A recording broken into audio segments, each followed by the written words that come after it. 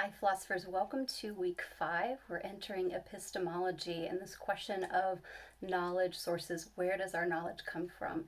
So, before I head over to the heads on my board over here and an extra credit opportunity that you can do that will hopefully help walk you through some of the thinkers in chapter 5, I want to address two things that often come up at this point in the semester.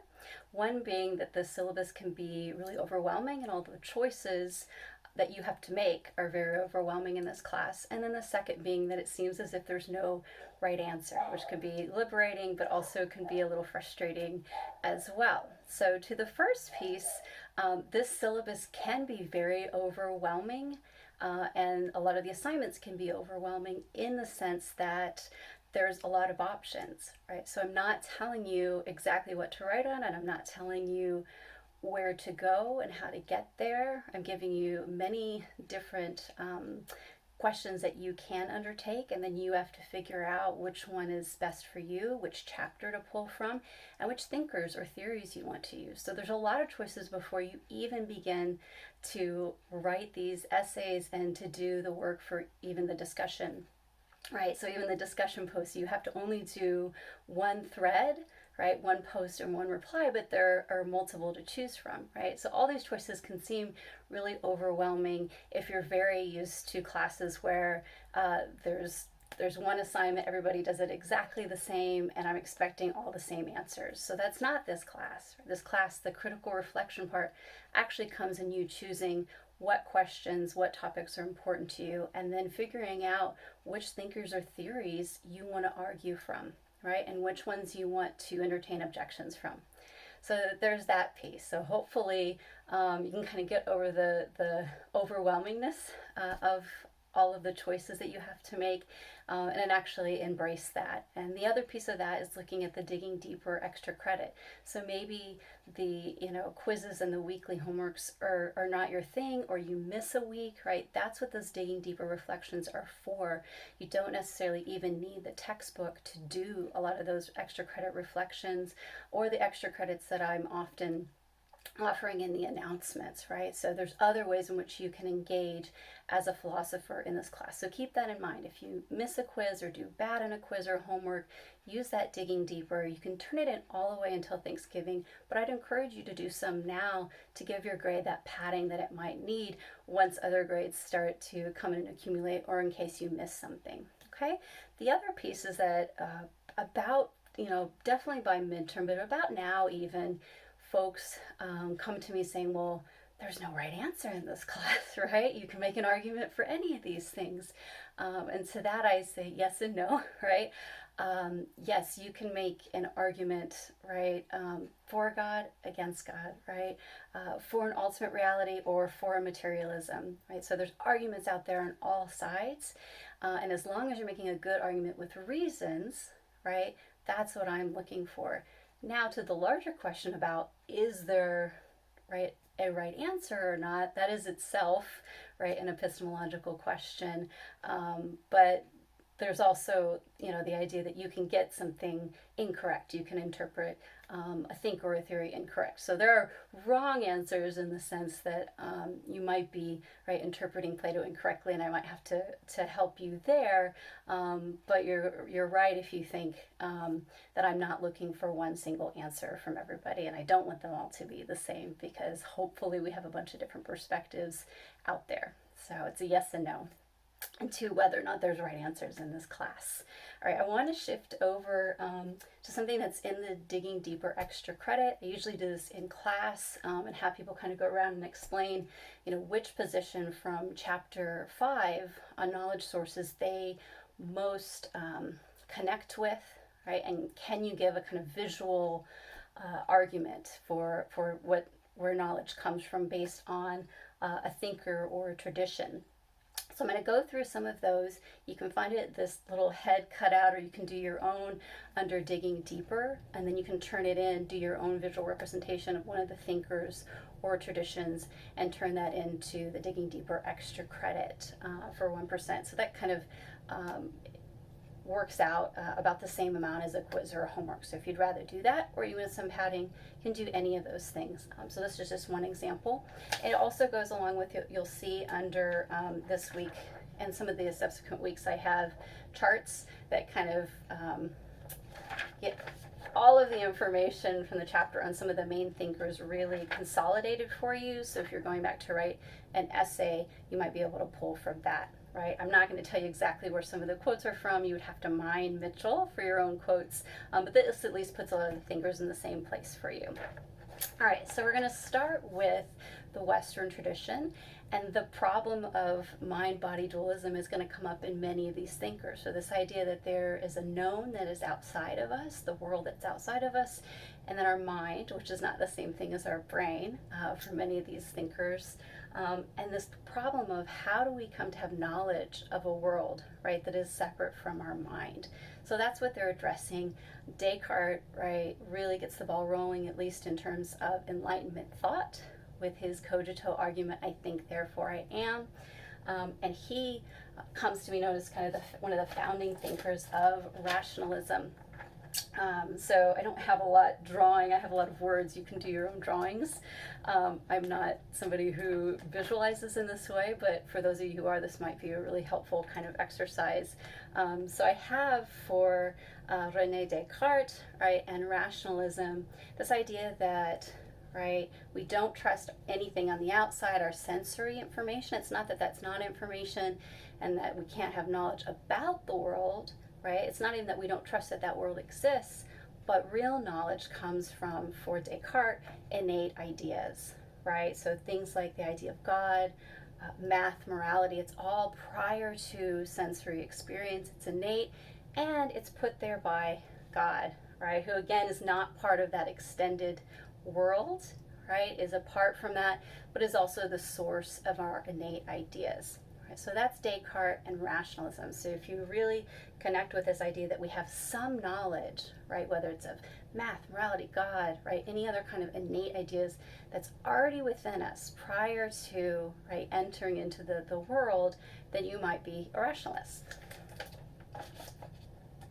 All right, so we get in stark contrast to that would be the empiricists. And there's several different kinds of empiricists, but we're going to start with Locke, right? And he's the one that a lot of my students tend to gravitate towards. So if you're thinking of doing Locke for an essay, a really good objector would be somebody like Descartes, because they're very opposite. Whereas Descartes thought we had innate ideas that were already there prior to birth, Locke is going to be the exact opposite, right? We are what he called a tabula rasa, right, in Latin, and that is a blank slate, right? So if you think we don't have anything prior to being born, no kind of knowledge, right, that it all comes from the outside, it all comes from sensory experience, right, and then we're able to put those together in order to form knowledge, right, then you might be an empiricist like Locke, and a very particular kind of empiricist, right, who believes in the outside world, believes we can trust our senses.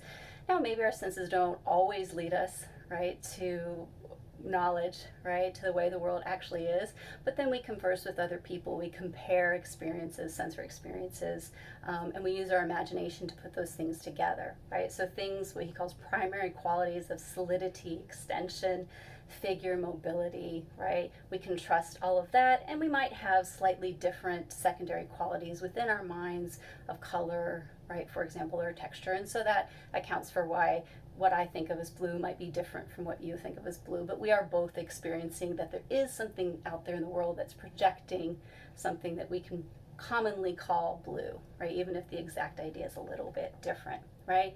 So he believes that tree exists out in the world and we can use our sensory experience to have knowledge of it.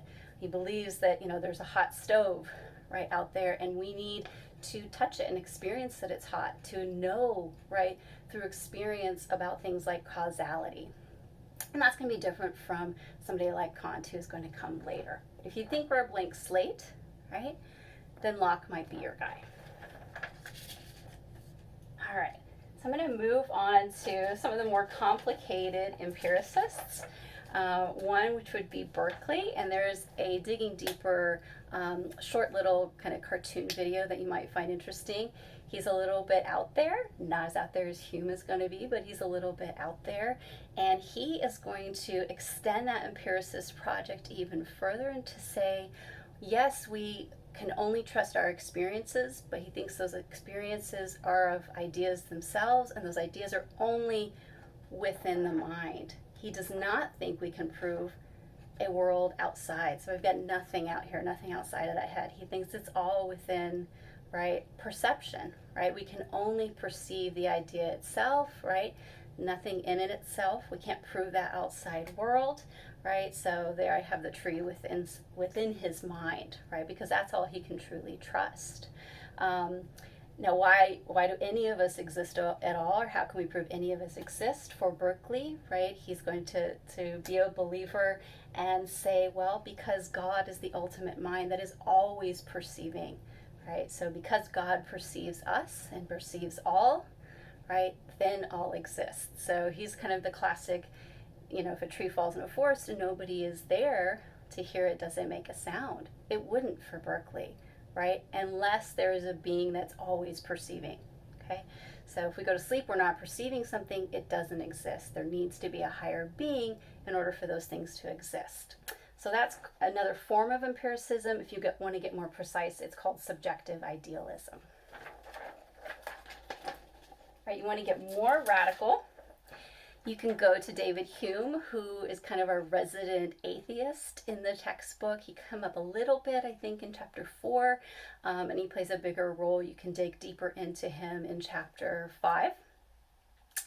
And for him, there is no God. So like I said, he's an atheist. So if he doesn't have that God as the all-perceiver, right, like Berkeley does, then there's a problem. And so he takes that empiricist project even further into radical skepticism, right? And so for him, we can only prove ideas as distinct things, right? He doesn't think we can prove causality or an external world. All I can prove is I have this idea next to this idea, next to this idea. I'm stringing them together, but I actually have no proof that one thing caused the other. So he even says things like, I can't prove that the sun will rise tomorrow, right? So I have that X out. I can't prove the external world at all. I can't prove causality, right? So I just have, this experience of the sun rising, this experience of the sun rising, this experience of the sun rising. But I can't, he says, with any kind of philosophical integrity, prove that they are causally related. The sun might not rise tomorrow. I don't have enough proof for him. So that's the radical skepticism. So what that did is sort of left epistemology in a bit of shambles, and along came Immanuel Kant, who had to respond to what he thought was the mess that Kant made, right? You might think it was just an honest, right, philosophical observation. Kant thought it was a mess that he had to clean up. So he comes along with what's called transcendental idealism. You could also call it constructivism, and so that might be the easier one to remember, because he's sort of constructing out of Descartes' rationalism, and he pulls together, right, Locke's empiricism and says, you're both right, a little bit right, and you're both wrong, right? So I'm going to pull from reason and experience to say they're both necessary for us to have knowledge at all.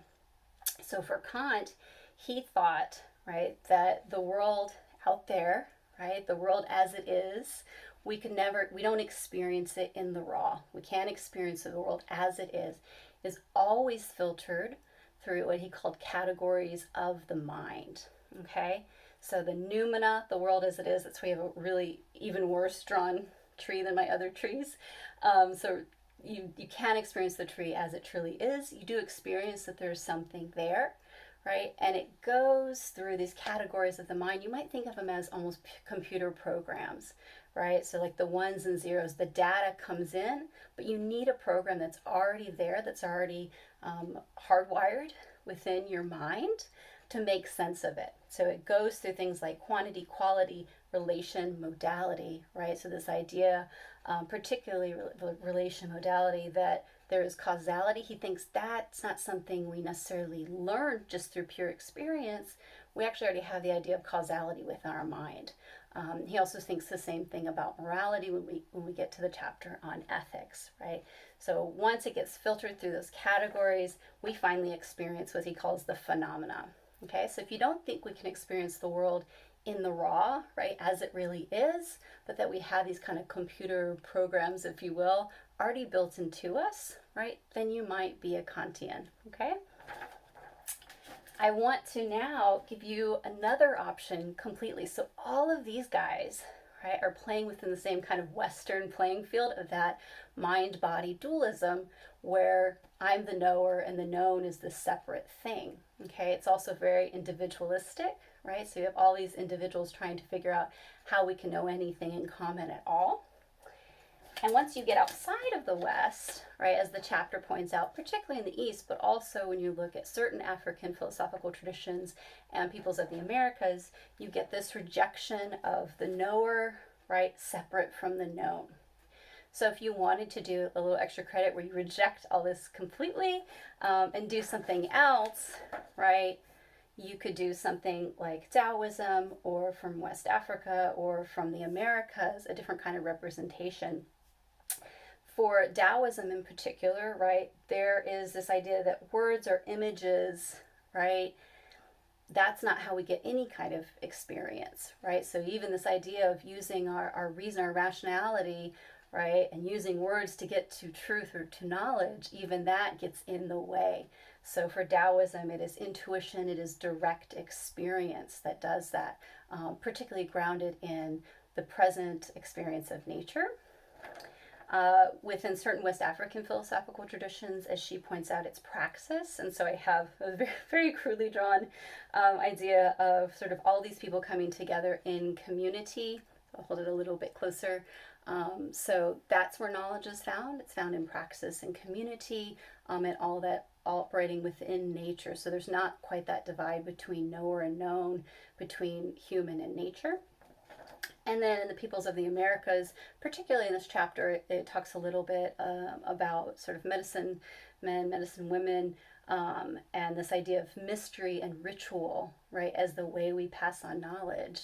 And so here, right, you might have a kind of, right, person who's the medicine man of the tribe, who's in some sort of communication with a divine mystery, and then through ritual conveys pieces of that knowledge. And it's very embodied, as opposed to, we always think of knowledge as in the mind, but sometimes knowledge is held in rituals in the body. So you might want to reject that Western approach at all. So all of these other guys, they disagree a lot in between themselves, but they're all buying into the knower and the known dualism. So perhaps you reject that and you look at one of the other traditions. So those are some of the approaches that you can take. I hope, especially if you're somebody who is much better at drawing than I am, that you'll take this extra credit opportunity and maybe it'll help you write your essay as well. If you have any other questions, you want me to look at essays or your ideas or your drawing, whatever it is, please see me during office hours, or you can schedule an appointment. You can always email me. All right, I'll see you on the discussion board. Bye.